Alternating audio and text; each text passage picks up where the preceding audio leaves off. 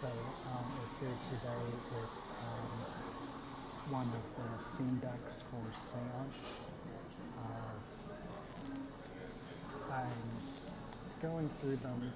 This is the only one where I've actually bought multiple theme decks. Well, the main reason was, of course,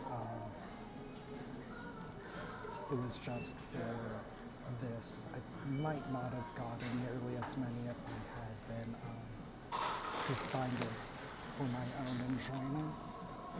But the other sets there's only one that really even interested me per set. Shrink wrap is a struggle to get off. But there we go. So Seance is really the only one where I've bought. I think I might have bought all of them. I'm not sure. But we're going in from the least favorite to most favorite. I think the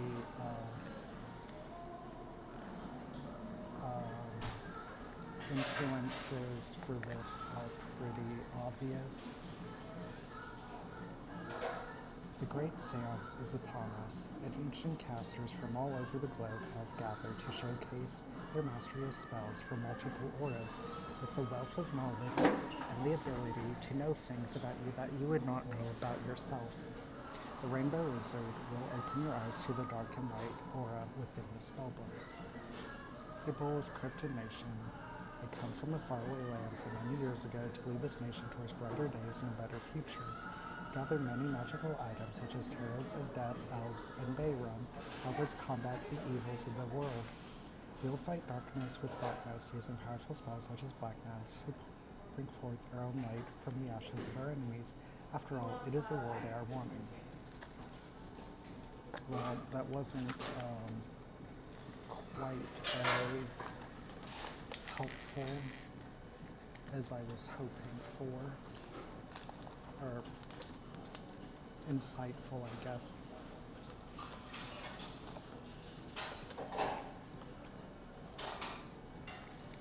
So, I'm only open. No, this looks like. I was wondering if this was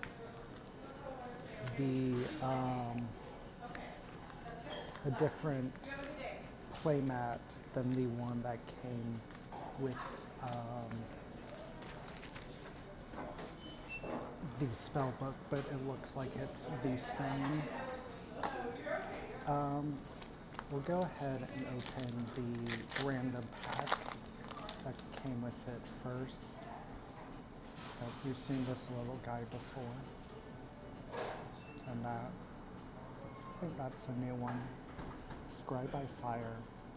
Look at the top 2 pages of Target Caster Spellbook. Discard one of those pages and you lose 75 LP. Peer into the flames and see what your future holds. The images that flicker in the dark can be very ominous and uncertain. Don't stand too close. That's another card. There's a very questionable. Oh, very happy we've gotten our second of these reverse foil orbs. I really like the reverse foiling on them. Jagged Peaks Orb. Destroyed. Until the end of the active caster's next turn is active. Target bestiary caster loses 20 LP. A highly illegal orb with extremely powerful magic. These orbs accelerate thousands of years of erosion and formation. The peaks of stone and iron tear into the earth and devour all. The rare for this is Frost Shield. I do like this meteor shower, which is nice because many of the I've been mixed so far on most of the tarots. Oh, I almost forgot.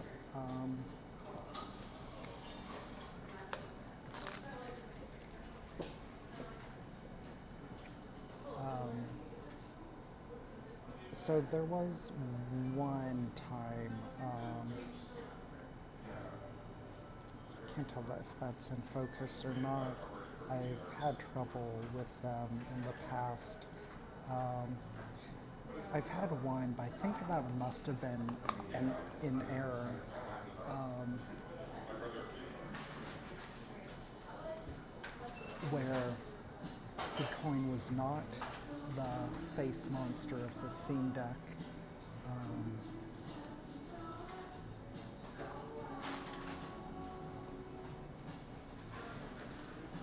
Um, but was instead another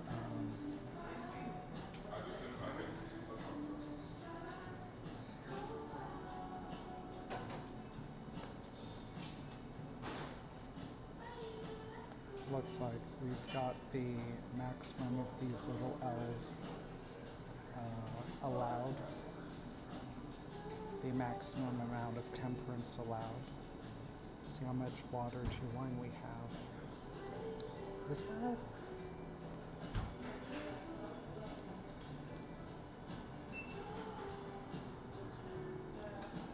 For the rest of this turn, any effect from your pages recover LP deal damage instead.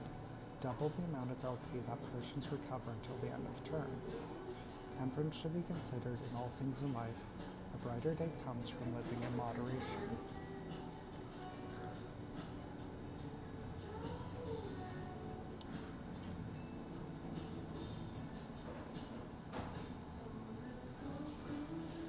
I think this is a first new tarot death. If you reveal a death tarot card to an opposing caster, may contract the spell at any time. A beastie page is being contracted. Do not resolve any effects of the beastie page and place it in limbo. Transitions, change, decay, resistance.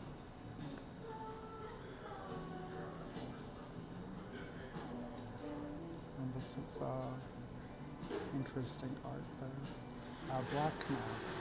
You may destroy any number of beasties you control. Apply the following effects based on the number of beasties destroyed. One or more you control gain plus 10 LP. Two or more, you may place a beastie not destroyed by this spell from any limbo into the arena fatigued under your control. Four or more, inflict all beasties with 7 or more, bookmark 4. 8. Irit, niger mass, a requiem pro defunctus, corpus est altare, militium in tenebris magia circa te, et gloria mur in sacrificium gaudet.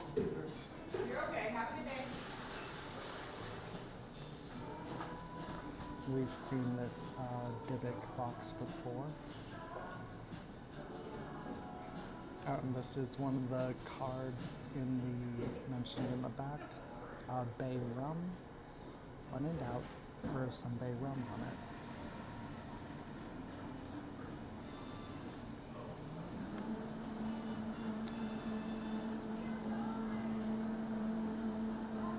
I do like this version of Next Chapter. This is sort of a core card that's been reprinted many times. Bookmark 1. Each caster may place any number of pages in their chapter to the bottom of their spellbook, and caster bookmarks equal to the number of pages they placed on the bottom of their spellbook. The Great Seance has brought out many old spellbooks for rituals and incantation, lots of pages to turn, and seals to decipher.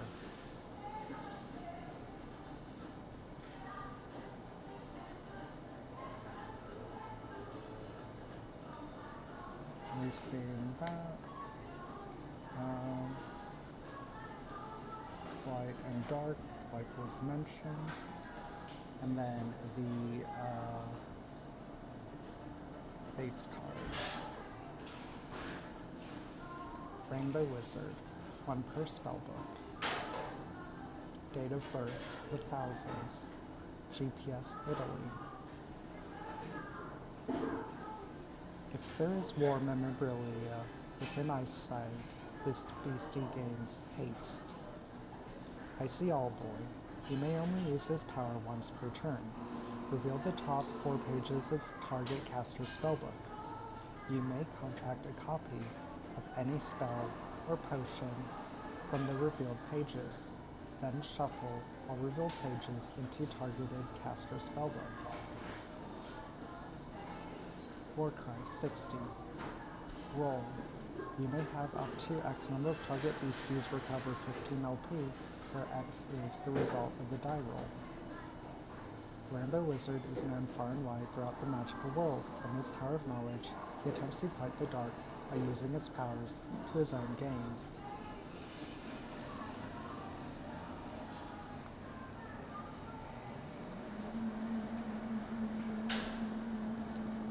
And then the sealed version,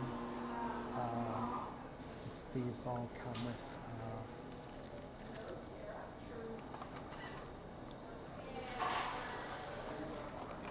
and then I'd almost forgotten about these. I'm not sure if this is even all I ordered.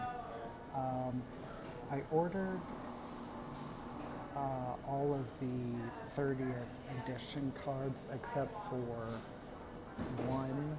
I was not interested in the, I believe it was Invisible Ink, as that was surprisingly pricey still and just outside of the realm of what I was willing to pay for, to just show when, like,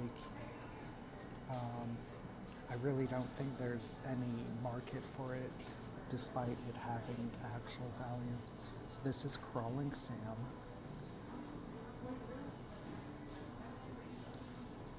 High Ridge, South Dakota. This page's name is Chibi Walking Sam in addition to Crawling Sam. If you are wearing an oversized hat, do not fatigue a beastie named Walking Sam the next time you activate its power this turn. Crawling Strings 5. If this attack damaged a caster, search your spellbook for a beastie named Walking Sam and place it into your chapter. Pain and Suffering Incarnate. Nudge, nudge, try to look scared or you'll hurt his feelings. And this is by far the most unpleasant card I've had the privilege of seeing from this game. Not from any game. Gumbaroo. Date of birth, 1910, USA. Tribal boost, beastie, fearsome critter. Arena, reduce all combat damage this page would take to 0. If this page damage from a flame page or is inflicted with, it is placed into your afterlife and you are dealt 50 damage. Recoil. You may reduce recoil's damage to 0. After applying additional effects to bounce, send target opposing page in combat to its owner's chapter. The most lovable, fearsome critter around. It's hard not to love a smile like that, but his friends never stand down.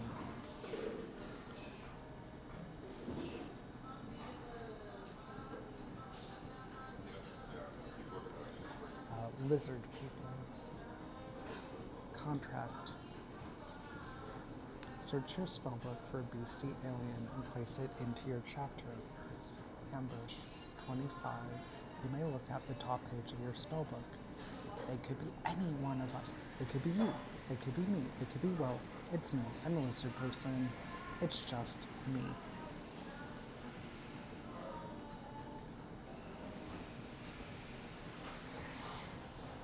The Loveland Frogman. This does have to be my least favorite version of this card. Date of birth, 1972, GPS Loveland, Ohio. Arena. Any spell without a 0 or a cost you contract may be contracted by Loveland Frogman instead of you. Blow Loveland Frogman a kiss. Any effect of a spell contracted by Loveland Frogman that would affect you still affects you. Any spell contracted by Loveland Frogman replaces its effect text with, you must say, a kiss for me. Kissing sounds. 10. You make a kissing sound. Method training can get pretty serious if you aren't careful. You might just end up becoming that which you impersonate. Didn't they already do Mothman impersonator card?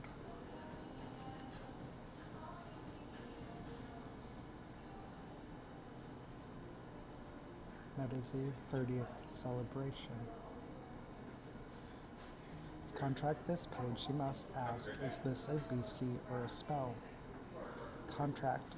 If the year is 2050, all casters shuffle all pages in their limbo, cemetery, and afterlife into their spellbook and bookmark until they have 7 pages. Place this page into the afterlife. Got a brilliant idea. Let's do everything our community hates and then charge them 1,000% more than usual for it. I'm assuming that's a direct dig at Wizards, but it's pretty funny how that worked out in the end. Unintentionally so. I do love the reverse foiling on this card. Flood the Sky. You may contract this page at any time. Replace the effect text of target resolving spell name Flood the Earth. With the effect, place all beasties with flight in the arena into their owner's chapter. Alright, seriously, does anyone know how to turn off this faucet?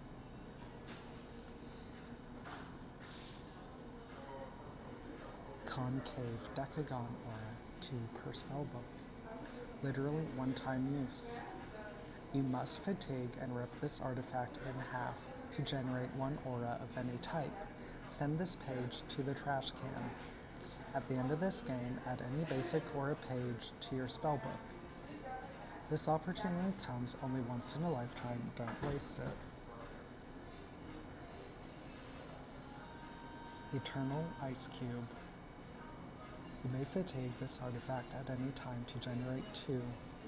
This aura may only be used to contract artifact pages with an aura cost of 0.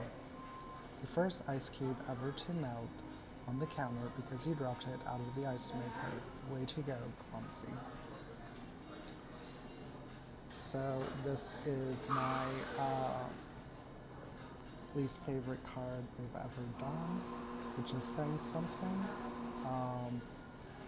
So I believe this is a dig back at the people who criticized them for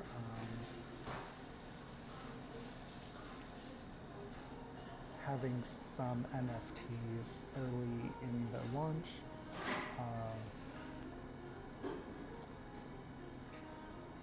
And I don't know, I think it's just like a bad joke. And especially even before everything went the way it did. Yeah, I think this was just bad. It makes them seem bitter. A lot of these jokes really do. 100% fungible. Destroy this artifact to place another artifact named Fungible Token from your chapter limbo into the arena fatigued. Another one, another one, another one.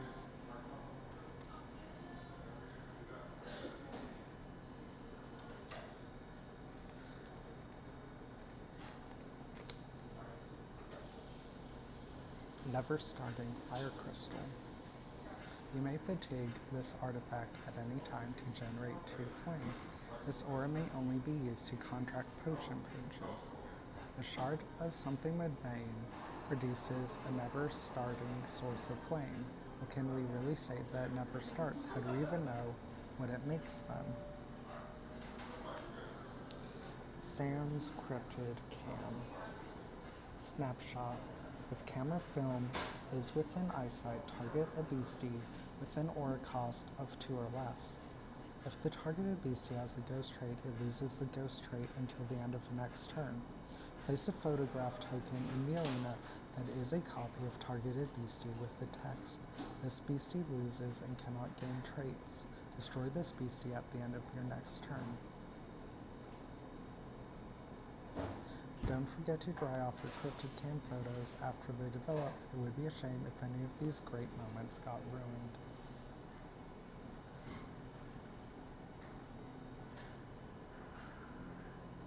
Thunderglass. I think this is a rare one of these objects, but I think I'd actually like the full foil better because I'm not sure if that the beautiful cloud structure would sort of carry through on the reverse. You may fatigue this artifact at any time to generate 2 lightning. This aura may only be used to contract terra pages. Glass formed from very old clouds that hope to make lightning someday. Any day now.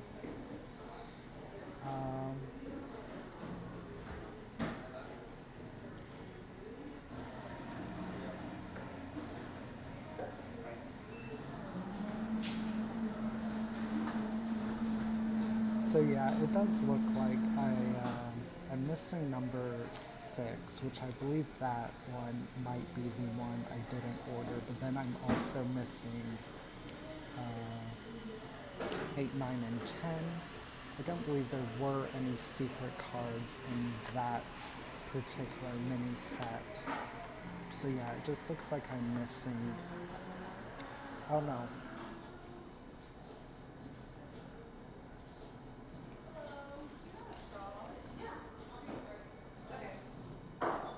So, no, that's not mine. I just came to the drive through.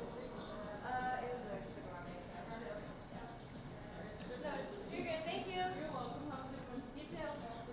So with the rest of our time today, I thought I'd look through this. Seems rather in this season, I think. I'm not sure if we're going to really go through it in that much detail. I did look, sort of preview it, so I wouldn't be caught off guard like I was the second Hopper book we did.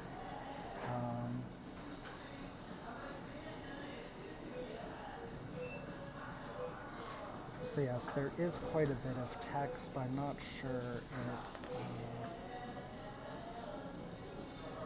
I will be really investigating that too much or not.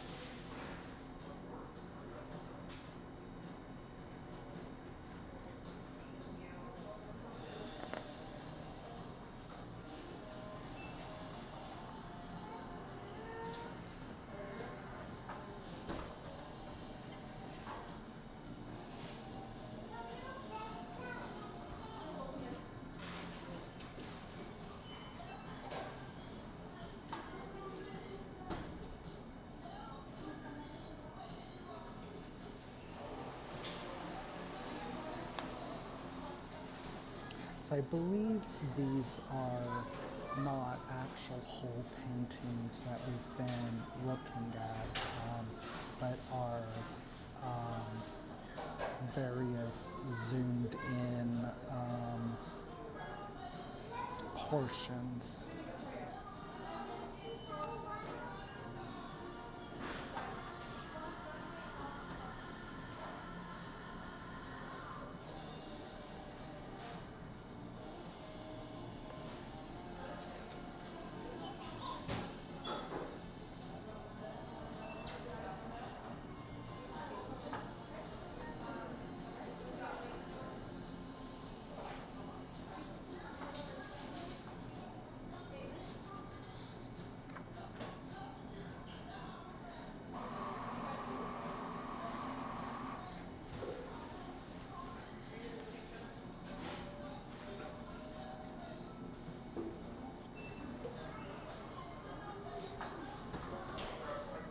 Contents. Perspectives on Bosch, 12. 1. Family origins and first works. 18. Social and artistic ascent, 1488 to 1501, 34. 3. The Labyrinth of Images, The Temptation of St. Anthony, 1502. 4. Nuptial Art, The Garden of Earthly Delights, circa 1503. 5. Art for the King, The Last Judgment, circa 1506. 222. 6. Exemplum Docet, Late Works, 1504 to 1516 to 56. Epilogue, An Enigmatic Bequest, 332. Catalogue of Paintings, 338. Catalogue of Drawings, 430. Documentary sources on Bosch's life and work, 472. Bibliography, 484. And Index, 503.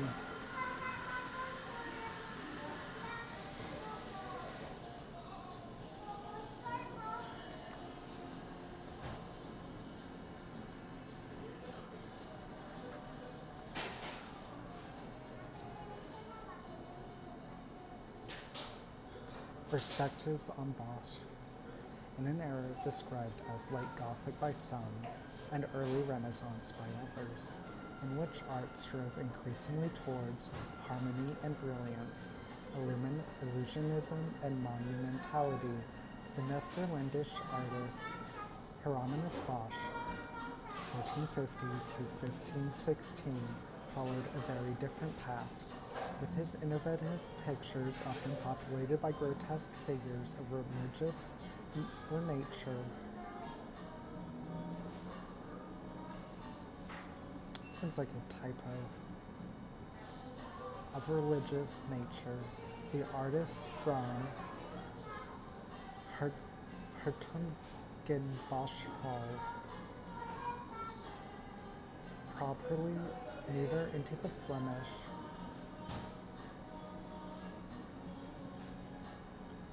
panel painting of the 15th century nor into the Renaissance style that spread north of the Alps in the course of the 16th century.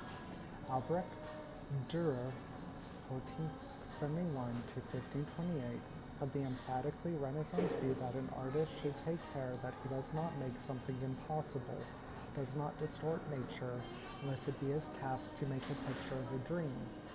In such a picture he may mix all things together. In Dürer's book, in other words, Bosch, was not concerned with idealizing portrayal of nature, fell into the category of a painter of dreams. And this was exactly how Bosch would be seen for centuries, right up to the present, as a fantastical visionary, a visual chronicler of dreams and nightmares, and the painter par excellence of hell and its demons.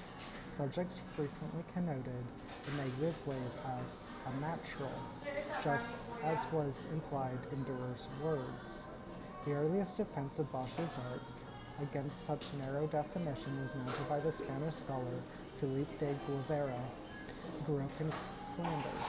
In his Comentarios de la Pintura, Guevara criticized his Spanish countrymen for the fact that any monstrosities that go beyond the limits of nature that they see in painting they attribute to Hieronymus Bosch, and thus make him the inventors of monsters and chimeras, and insisted that it was an error of judgment to view the Netherlandish artist solely as a painter of devils.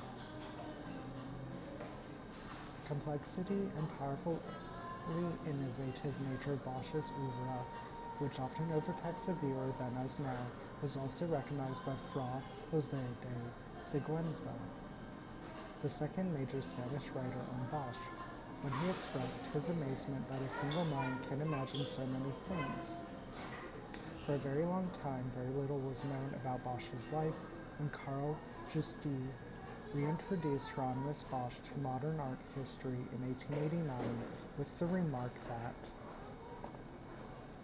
we must content ourselves with a single testimony, albeit the most important one, his paintings, if we are to make any suppositions at all about the inner man. A number of art historians were all too willing to follow his suggestion, perhaps inspired too by the individuality and enigmatic nature of Bosch's pictorial inventions. A series of highly speculative interpretation called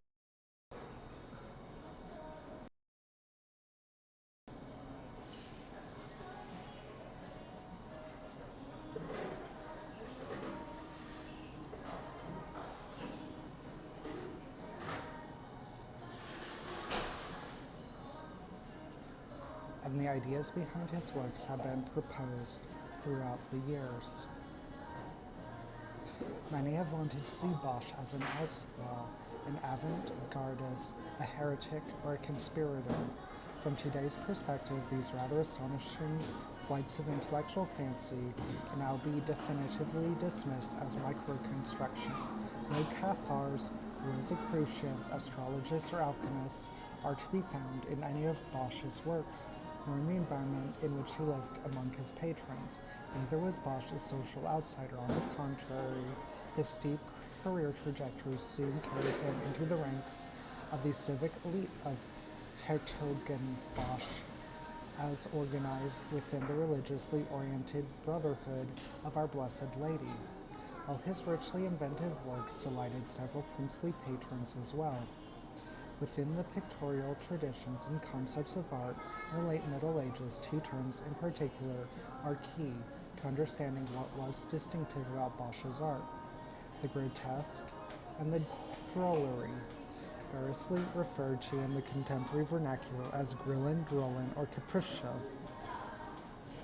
These were collective terms for a lower brow style and for lower brow art forms that sometimes fantastical, sometimes genre-like, moral, and satirical, and which offered artists the freedom to astonish and impress the viewer with their inventions. Bosch took up this drollery tradition already firmly established in the borders of illuminated manuscripts, architectural stone carving, and wood carving, transferred it to panel painting.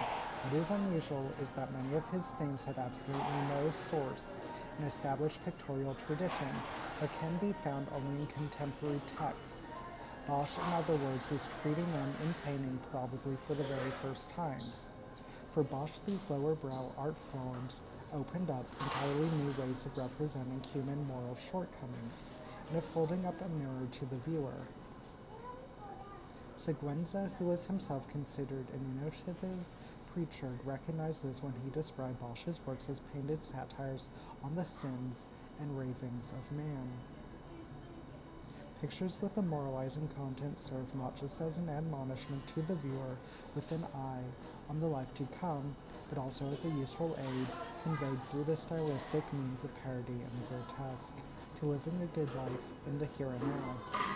The use of parody and the grotesque in the art of this period was only legitimized by their moral utility. Bosch here shows himself to be an erudite artist, even if not in the sense of Renaissance humanism.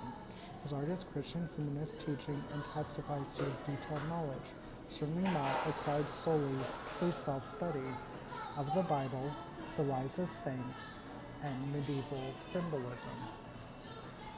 This knowledge enabled him to imbue his pictorial themes with an intellectual dimension.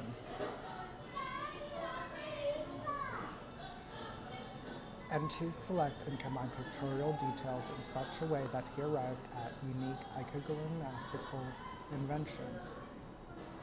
The grotesque as a vehicle of moral satire was a distinctive form of artistic expression that strongly developed in the visual arts and poetry over the course of the 15th century. Bosch did not make it his personal trademark, but played a decisive role in enabling it to establish itself as an enduring stylistic trend and genre. In his seminal publication, Das Grotesk, Kaiser writes thus of the works of Bosch and Peter Bruegel the Elder: "We feel the same way before their visions of hell and the abyss before the paintings and drawings of Goya.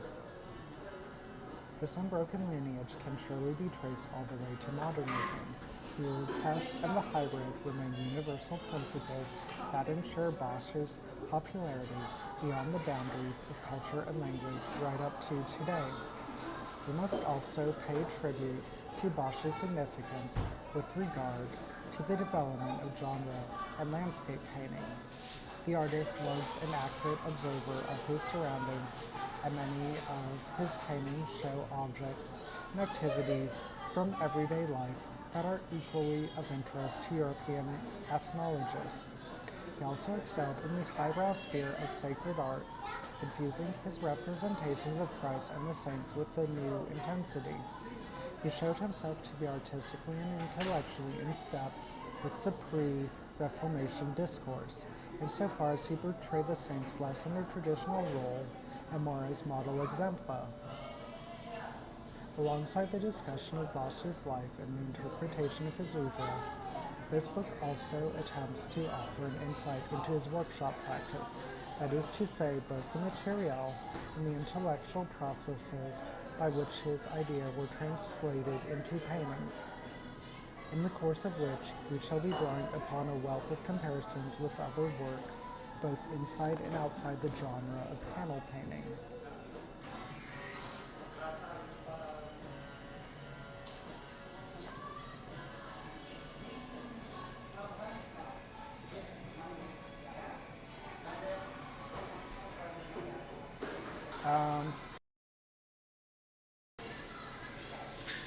Let's see.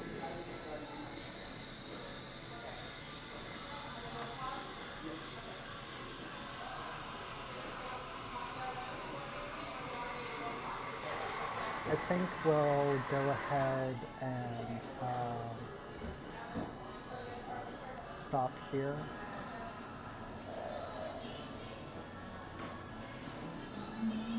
So this is a panel from The Last Judgment, the right inner wing, hell. This is, not the whole painting. We won't be continuing this tomorrow, but much like we did today,